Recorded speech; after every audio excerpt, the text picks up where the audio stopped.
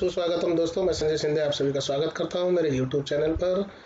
और आज हम कक्षा 10वीं का एक अध्याय देख रहे हैं जिसका शीर्षक है मानवीय करुणा की दिव्य चमक, और इसके लेखक है सर्वेश्वर दयाल सक्सेना जी। तो चलिए जल्दी से शुरू करते हैं हम अपने इस वीडियो को और इस अध्याय को। ये कक्षा 10वीं का अध्याय है। सबसे पहले हम लेखक का परिचय देख लेते हैं, सर्वेश्वर दयाल सक्सेना जी। सर्वेश्वर दयाल सक्सेना का जन्म सन 1927 में जिला बस्ती उत्तर प्रदेश में हुआ। उनकी उच्च शिक्षा इलाहाबाद विश्वविद्यालय से हुई। वे अध्यापक, आकाशवाणी में सहायक प्रोड्यूसर, दिनमान में उपसंपादक और पराग के संपादक रहे। सन 1983 में उनका आकस्मिक निधन हो गया। सर्वेश्वर बहुमुखी प्रतिभा के साहित्यकार थे। वे कवि, कहानीकार, उपन्यासकार, निबंधकार और नाटककार थे। सर्वेश्वर की प्रमुख कृतियां हैं काठ की घंटियां, कुआनो नदी, जंगल का दर्द, खूंटियों पर टंगे लोग। ये सारे इनके कविता संग्रह हैं जिसमें काठ की घंटियां और कुआनो नदी खासी प्रसिद्ध हुई हैं और बहुत ज्यादा प्रसिद्धि इन दो काव्य संग्रहों ने सर्वेश्वर दयाल सक्सेना जी को दिलाई है।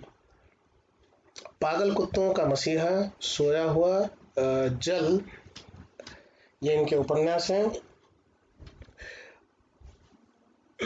लड़ाई कहानी संग्रह है। बकरी नाटक है। भौं भौं, खो खो, बतूता का जूता, लाख की नाक, ये सारे इनके बाल साहित्य है। चर्चे और चरखे उनके लेखों का संग्रह, ये भी बहुत ज्यादा प्रसिद्ध हुआ है और इन्होंने सही अर्थों में इस लेख के संग्रह ने इनको ज्यादा प्रसिद्धि दिलाई है। खूंटियों पर टंगे लोग पर उन्हें साहित्य अकादमी पुरस्कार मिला है। सर्वेश्वर की पहचान मध्यम वर्गीय आकांक्षाओं के लेखक के रूप में की जाती है। मध्य वर्गीय जीवन की महत्वाकांक्षाओं, सपनों, संघर्ष, शोषण, हताशा और कुंठा का चित्रण उनके साहित्य में मिलता है। तो सर्वेश्वर दयाल सक्सेना की एक खास बात ये रही है कि ऐसा वर्ग जो वेतन भोगी है, जो निश्चित वेतन पाता है और उसी में पूरा माह जीवन बिताता है, पूरा जीवन उसका उसी वेतन में बीत जाता है, और उनकी जो समस्याएं हैं, उनके जो सपने हैं, उनके जो आकांक्षाएं हैं और जो उनका जीवन का संघर्ष है, जो हताशा है, जो कुंठा है, उसका चित्रण इनके साहित्य में देखने के लिए मिलता है। सर्वेश्वर जी स्तंभकार थे और चर्चे और चरखे नाम से दिनमान में जो स्तंभ लिखते थे उसमें बेबाक सच कहने का साहस दिखता है। तो बिना डरे वो सच को लिख देते थे और इससे उनकी ज्यादा प्रसिद्धि हुई है। उनके अभिव्यक्ति में सहजता और स्वाभाविकता है। चलिए देखते हैं आज जो हम अध्याय देख रहे हैं, मानवीय करुणा की दिव्य चमक, ये क्या है। तो ये एक संस्मरण है और संस्मरण स्मृतियों से बनता है और स्मृतियों की विश्वसनीयता उसे महत्वपूर्ण बनाती है। अब ये विश्वसनीयता कहाँ से आती है? तो सच्चाई अगर उसमें है तो वो महत्वपूर्ण बन जाता है। फादर कामिल बुल्के पर लिखा सर्वेश्वर का यह संस्मरण एक कठोर कसौटी पर खरा उतरता है। अपने को भारतीय कहने वाले फादर बुल्के जन्मे तो बेल्जियम यूरोप के रैम्स चैपल शहर में, जो गिरजाओं, पादरियों, धर्मगुरुओं और संतों की भूमि कही जाती है, परंतु उन्होंने अपनी कर्म भूमि बनाया भारत को। फादर बुल्के एक सन्यासी थे परंतु पारंपरिक अर्थ में नहीं।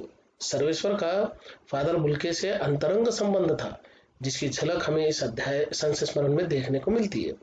लेखक का मानना है कि जब तक राम कथा है इस विदेशी भारतीय साधु को याद किया जाएगा तथा उन्हें हिंदी भाषा और बोलियों के अगाध प्रेम का उदाहरण माना जाएगा।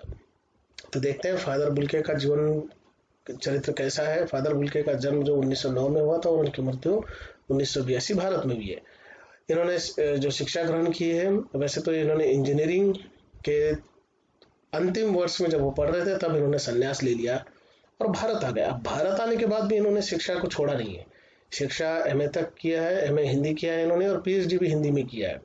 इनकी प्रमुख कृतियां हैं राम कथा उत्पत्ति और विकास, राम कथा और तुलसीदास, मानस, कौमुदी, ईसा जीवन और दर्शन, अंग्रेजी हिंदी कोश। 1974 में पद्म भूषण से इन्हें सम्मानित भी किया गया है। चलिए अध्याय की तरफ बढ़ते हैं। मानवीय करुणा की दिव्य चमक।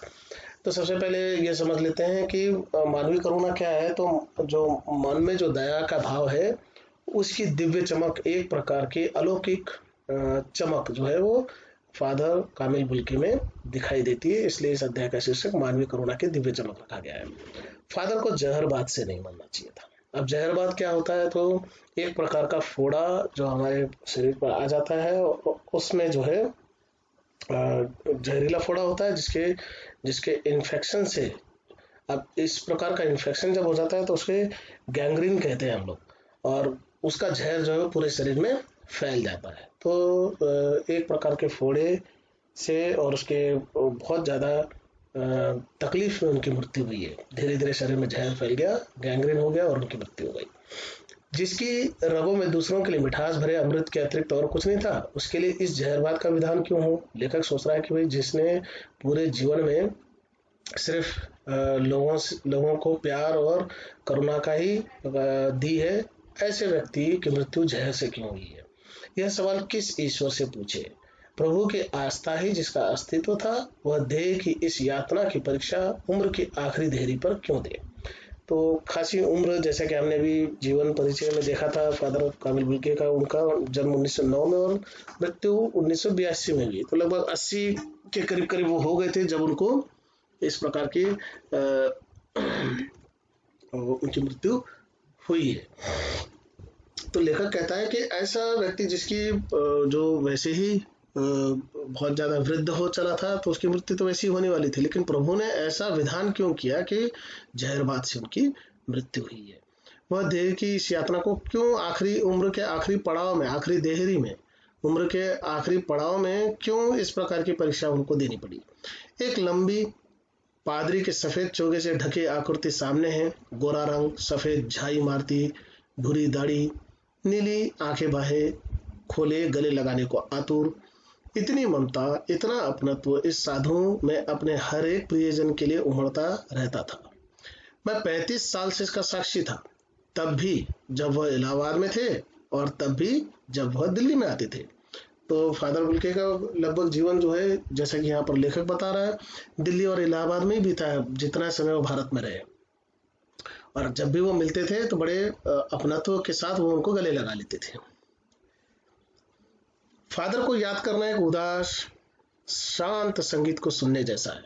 तो बड़ा ही मतलब इससे पता चलता है कि उनका स्वभाव जो है एकदम शांत है, ज्यादा बोलते ना थे और ना ही ज्यादा ऊंचे स्वर में बोलते थे। उनको देखना करुणा के निर्मल जल में स्नान करने जैसा था, और उनसे बात करना कर्म के संकल्प से भरना था।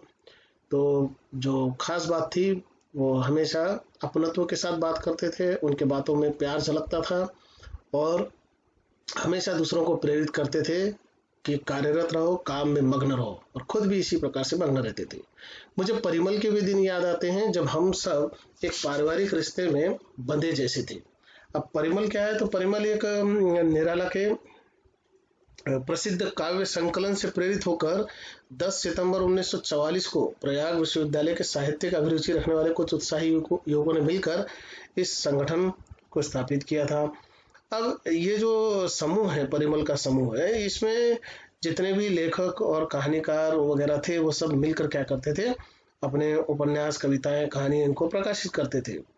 और इसका जो क्षेत्र था, ये परिमल जो पत्रिका प्रकाशित होती थी, वो इलाहाबाद और जैनपुर, मुंबई, मथुरा, पटना, कटनी, इन सभी जगहों पर इनकी शाखाएं थी और इस जगह पर वो प्रकाशित होती थी। तो इस प्रकार का एक परिमल एक समूह था लेखकों, कवियों और कहानीकारों का, और इसमें जितने लोग थे वो एक परिवार के जैसे रहते थे, जिसके बड़े फादर बुल्के थे और इन सब के प्रमुख थे फादर बुल्के। हमारे हंसी मजाक में वह निर्लिप्त शामिल रहते थे। अब निर्लिप्त शामिल रहना मतलब जो किसी प्रकार से उसमें लिप्त ना हो। वैसे भी फादर बुल्के शांत स्वभाव के थे, तो ज्यादा हंसी मजाक वो करते ही नहीं थे, और इसलिए वो निर्लिप्त रहते थे और शांत शामिल रहते थे। अर्थात सामने खड़े हैं और आपके हंसी मजाक को देख रहे हैं, सुन रहे हैं, लेकिन कोई प्रतिक्रिया वो दे नहीं रहे, लेकिन सहभागी है आपके साथ, आपके सामने खड़े हैं। हमारी गोष्ठियों में वह गंभीर बहस करते, हमारी रचनाओं पर बेबाक राय और सुझाव देते, और हमारे घरों के किसी भी उत्सव और संस्कार में वह बड़े भाई और पुरोहित जैसे खड़े हो हमें अपने आशीषों से भर देते थे। मुझे अपना बच्चा और फादर का उसके मुख में पहली बार अन्न डालना याद आता है। तो लेखक के लिए तो वो घर के बड़े व्यक्ति जैसे ही थे। और जैसे किसी उत्सव या समारोह में हम पुरोहित से हम क्या करते हैं, पूजा वगैरह का काम करवा लेते हैं, तो उसी प्रकार से लेखक के लिए फादर बुल्के थे, लेकिन उससे बढ़कर थे।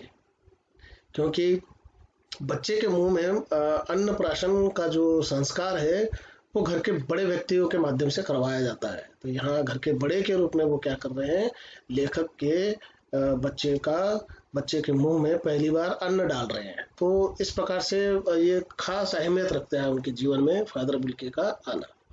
और नीली आंखों की चमक में तैरता वात्सल्य भी, जैसे किसी ऊंचाई पर देवदारू की छाया में खड़े हो।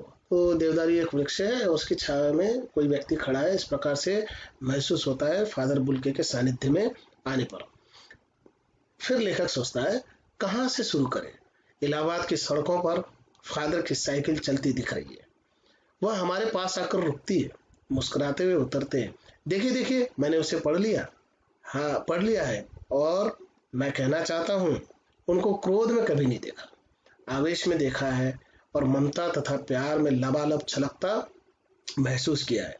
तो जो उनकी खास बात है कि वो कभी भी क्रोध में नहीं आते थे, और हमेशा आवेश अर्थात जोश में, उत्साह में और प्रेरित दिखाई देते हैं। तो ये हमेशा उनका जो मुखमंडल है इसी प्रकार से दिखाई देता था। अक्सर उन्हें देखकर लगता है कि बेल्जियम में इंजीनियरिंग के अंतिम वर्ष में पहुंचकर उनके मन में सन्यासी बनने की इच्छा कैसे जाग गई, जबकि घर भरा पूरा था। 2 भाई, 1 बहन, माँ, पिता सभी थे। तो ये वाकई में सोचने वाली है। लेखक भी ये सोचता है, सर्वेश्वर दयाल सक्सेना जी भी ये सोचते हैं कि आखिरी वर्ष में आने के बाद ऐसा क्या हुआ होगा कि उन्होंने अपनी इंजीनियरिंग की पढ़ाई छोड़ दी और जो है सन्यासी बन गए। फिर लेखक या फिर कोई और व्यक्ति भी जब कभी इस प्रकार से बात छेड़ देता, उनसे प्रश्न पूछते, तो उनके उत्तर इस प्रकार से रहते हैं। आपको अपने देश की याद आती है? मेरा देश तो अब भारत है। मैं जन्मभूमि की पूछ रहा हूँ। हाँ, आती है। बहुत सुंदर है मेरी जन्मभूमि रैम्स चैपल। घर में किसी की याद? माँ की याद आती है, बहुत याद आती है। फिर अक्सर माँ की स्मृति में डूब जाते देखा है। जब कभी कोई माँ का विषय उनके सामने निकाल देता तो वो उनकी यादों में डूब जाते थे। उनकी माँ की चिट्ठियां अक्सर उनके पास आती थी। अपने अभिन्न मित्र डॉक्टर रघुवंश को वह उन चिट्ठियों को दिखाते थे। पिता और भाइयों के लिए बहुत लगाव मन में नहीं था। पिता व्यवसायी थे, एक भाई वही पादरी हो गया है, एक भाई काम करता है, उसका परिवार है। बहन सख्त और जिद्दी थी, बहुत देर से उसने शादी की। फादर को एक आध बार उसकी शादी की चिंता व्यक्त करते उन दिनों देखा था। भारत में बस जाने के बाद 2 या 3 बार अपने परिवार से मिलने भारत से बेल्जियम गए थे। तो फादर जो कामिल बुल्के जो है, इनका भी एक पूरा भरा पूरा परिवार था, और जब कभी कोई उनके परिवार के बारे में विषय छेड़ देता था तो वो उनकी यादों में खो जाते थे। फिर अचानक किसी के पूछने पर वो उत्तर देते, लेकिन मैं तो सन्यासी हूँ, आप सब छोड़कर क्यों चले आए? प्रभु की इच्छा थी। वह बालकों की सी सरलता से मुस्कुराकर कहते, माँ ने बचपन में ही घोषित कर दिया था कि लड़का हाथ से गया। अब हाथ से चला गया मतलब उस पर किसी प्रकार का कोई नियंत्रण नहीं रहा। और सचमुच इंजीनियरिंग के अंतिम वर्ष की पढ़ाई छोड़ फादर बुल्के सन्यासी होने जब धर्मगुरु के पास गए और कहा कि मैं सन्यास लेना चाहता हूँ, तब एक शर्त रखी। अब ये क्रिश्चियन धर्म में एक परंपरा है कि आप अगर सब कुछ त्यागना चाहते हैं, सन्यास लेना चाहते हैं, तो ऐसे समय पर आप एक शर्त रख सकते हैं कि मैं भारत जाऊंगा। भारत जाने की बात क्यों उठी? अगर कोई पूछ लेता कि भारत जाने की बात क्यों उठ गई, नहीं जानता, बस मन में यह था, और न जाने कहाँ कभी किसी बात से प्रेरित होकर उनके मन में यह बैठ गया था कि जब कभी वो सन्यासी बनेंगे तो भारत में जाकर अपना पूरा जीवन बिताएंगे। उनकी शर्त मान ली गई और वह भारत आ गए। पहले जीसेट संघ में 2 साल पादरियों के बीच धर्माचार की पढ़ाई की। फिर 9-10 वर्ष दार्जिलिंग में पढ़ते रहे। कलकत्ता, आज का कोलकाता से बीए किया और फिर इलाहाबाद से एमए। उन दिनों डॉक्टर धीरेन्द्र वर्मा हिंदी विभाग के अध्यक्ष थे। शोध प्रबंध प्रयाग विश्वविद्यालय के हिंदी विभाग में रहकर 1950 में पूरा किया। राम कथा, जिसका शीर्षक था राम कथा उत्पत्ति और विकास, परिमल में उनके अध्याय पढ़े गए थे। फादर ने मातरलिंक के प्रसिद्ध नाटक ब्लू बर्ड का रूपांतरण भी किया है, नील पंछी के नाम से। बाद में वह सेंट जेवियर्स कॉलेज रांची में हिंदी तथा संस्कृत विभाग के विभाग अध्यक्ष हो गए और यहीं उन्होंने अपना प्रसिद्ध अंग्रेजी हिंदी कोश तैयार किया और बाइबिल का अनुवाद भी। और वहीं बीमार पड़े, पटना आए, दिल्ली आए और चले गए। 47 वर्ष से देश में रहकर और 73 वर्ष की जिंदगी जीकर, तो इस प्रकार से जहरबाद से उनके अंत में मृत्यु हुई है। काफी कार्यक्षेत्र भारत में काफी बड़ा रहा है। भारत में 47 वर्ष वो रहे हैं और इस दरमियान इन्होंने बहुत सारे काम किए। फादर बुल्के संकल्प से सन्यासी थे। कभी कभी लगता है वो मन से सन्यासी नहीं थे, रिश्ता बनाते तो तोड़ते नहीं थे। 10 साल बाद मिलने के बाद भी उनकी गंध महसूस होती थी। वह जब भी दिल्ली आते जरूर मिलते, खोज कर, समय निकाल कर, गर्मी सर्दी बरसात झेल कर मिलते, चाहे 2 मिनट के लिए ही सही। यह कौन सन्यासी करता है। तो उनकी एक खास बात थी कि जिस जगह पर जो उनके पहचान का व्यक्ति था, जिनसे उनकी मुलाकात हो चुकी है, वो उनको कभी भूलते नहीं थे, फिर चाहे 10-10 20-20 साल का समय क्यों ना बीत जाए। और जब उस जगह पर जाते थे तो उस व्यक्ति से जो उनकी पहचान के हैं अवश्य मिलते थे। इसलिए इस अर्थ में वो सन्यासी नहीं थे। उनकी चिंता हिंदी को राष्ट्रभाषा के रूप में देखने की थी। तो हम सभी जानते हैं कि भारत में जो है हिंदी जो है वो आज भी राजभाषा है, राष्ट्रभाषा नहीं है। 343 अनुच्छेद के अनुसार राजभाषा है, अभी भी राष्ट्रभाषा नहीं बन पाई है। और फादर बुल्के जो कि एक विदेशी व्यक्ति था, वो ये सोचता था कि भारत की राष्ट्रभाषा हिंदी होनी चाहिए। हर मंच से इसकी तकलीफ बयान करते, इसके लिए अकाट्य तर्क देते। बस इसी एक सवाल पर उन्हें झुंझलाते देखा है। तो लेखक कहता है कि कभी उनको क्रोध में नहीं देखा है, लेकिन जब कभी हिंदी का विषय आता था तो वो थोड़े झुंझला जाते थे, थोड़े से क्रोधित से दिखाई देते थे और हिंदी वालों द्वारा ही हिंदी की उपेक्षा पर दुख करते उन्हें पाया है।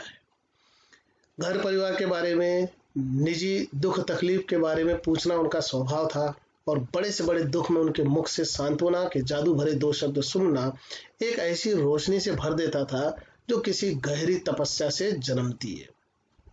तो उनका अनुभव क्षेत्र बड़ा ही व्यापक रहा होगा। जब कोई दुखी होता था तो उनके मुख से निकलने वाले शब्द जो है वो जादू भरे हुआ करते थे और उससे सामने वाले की जो दुख तकलीफ है वो बहुत हद तक समाप्त हो जाती थी। हर मौत दिखाती है जीवन को नई राह। मुझे अपनी पत्नी और पुत्र की मृत्यु याद आ रही है और फादर के शब्दों से झरती विरल शांति भी। तो लेखक की जब पत्नी और पुत्र की मृत्यु हुई तो उस समय भी फादर बुल्के उनसे मिलने आए थे और उनके सांत्वना भरे शब्दों ने जादुई असर लेखक पर दिखाया था। फिर लेखक अचानक यादों में खोते हुए फिर कहता है, आज वह नहीं है। दिल्ली में बीमार रहे और पता नहीं चला। बाहें खोलकर इस बार उन्होंने गले नहीं लगाया। जब देखा तब वे बाहें दोनों हाथों की सूजी उंगलियों को उलझाए ताबूत में जिस्म पर पड़ी हुई थी। तो आमतौर पर आपने अगर इस प्रकार से देखा होगा, क्रिश्चियन धर्म में क्या करते हैं कि दोनों हाथे छाती पर रख दिए जाते हैं, हथेलियों को रख दिया जाता है, लेकिन इनकी उंगलियां पूरी तरह से, दोनों हाथों की उंगलियां पूरी तरह से सूजी दिखाई दे रही थी क्योंकि जहर पूरे शरीर में फैल गया था। जो शांति बरसती थी वो चेहरे पर स्थिर थी, अर्थात स्थिर हो गई थी। तरलता जम गई थी। वह 18 अगस्त 1982 की सुबह 10 बजे का समय था।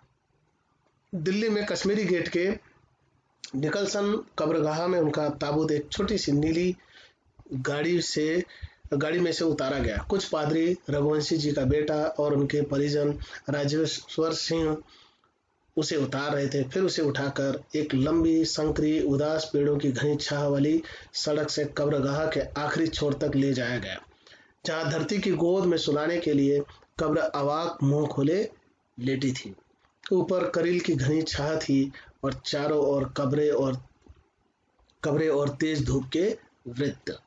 जैनेन्द्र कुमार, विजेंद्र स्नातक, अजित कुमार, डॉक्टर निर्मला जैन और मसीही समुदाय के लोग, पादरीगण, उनके बीच के गैरिक वसंत पहने इलाहाबाद के प्रसिद्ध विज्ञान शिक्षक डॉक्टर सत्य प्रकाश और डॉक्टर रघुवंश भी जो अकेले उस संकरी सड़क की ठंडी उदासी में बहुत पहले खामोश दुख की किन्हीं अपरिचित आहटों से दबे हुए थे। तो यहाँ पर जो एक विशेष प्रकार का वस्त्र बताया गया है, गैरिक वसन, ये जो साधुओं द्वारा जो गेरुए रंग का वस्त्र होता है वो ऐसे समय पर पादरी लोग पहनते हैं, और ये इनके अंतिम यात्रा के समय पहनने वाले वस्त्र हैं जो यहाँ पर दिखाई दे रहे हैं। सारे हिंदी साहित्य जगत के जितने भी व्यक्ति थे जो फादर बुल्के से परिचित थे वो उस जगह पर आए, जिनमें प्रमुख तौर पर जैनेन्द्र कुमार, विजेंद्र स्नातक, अजित कुमार, डॉक्टर निर्मला जैन, ये प्रमुख यहाँ पर नाम यहाँ पर बताए गए हैं। ये सारे सिमट आए थे कहाँ पर? उनकी कब्र के आसपास। फादर की देह पहले कब्र के ऊपर लिटाई गई। मसीही विधि से अंतिम संस्कार शुरू हुआ रांची के फादर पास्कल तोयना के द्वारा।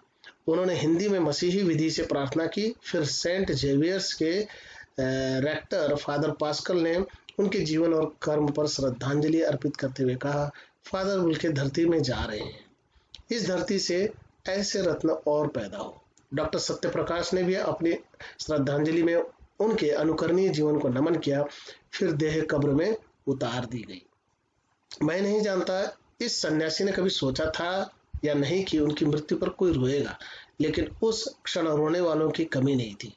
नम आंखों को गिनना शाही फैलाना है। तो कौन कौन दुखी थे? वहां आए हुए तो सभी दुखी थे।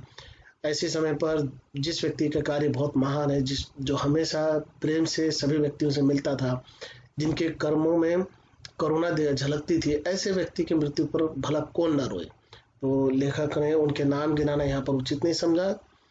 इस तरह हमारे बीच से वह चला गया जो हम में से सबसे अधिक छायादार, फल फूल गंध से भरा हुआ, सबसे अलग, सबका होकर सबसे ऊंचाई पर मानवीय करुणा की दिव्य चमक में लहलहाता खड़ा था, जिसकी स्मृति हम सबके मन में जो उनके निकट थे किसी यज्ञ की पवित्र आग की आंच की तरह आजीवन बनी रहेगी।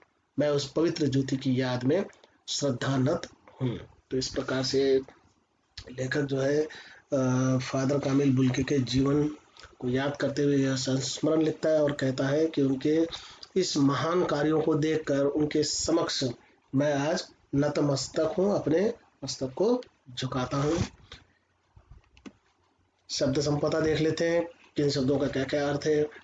जहरवाद, गैंग्रीन, एक तरह का जहरीला और कष्ट साध्य फोड़ा। आस्था, विश्वास या श्रद्धा। देहरी, दहलीज, पादरी, ईसाई धर्म का पुरोहित या आचार्य। आतुर, अधीर, उत्सुक। निर्लिप्त, आसक्त, आसक्ति रहित, जो लिप्त ना हो।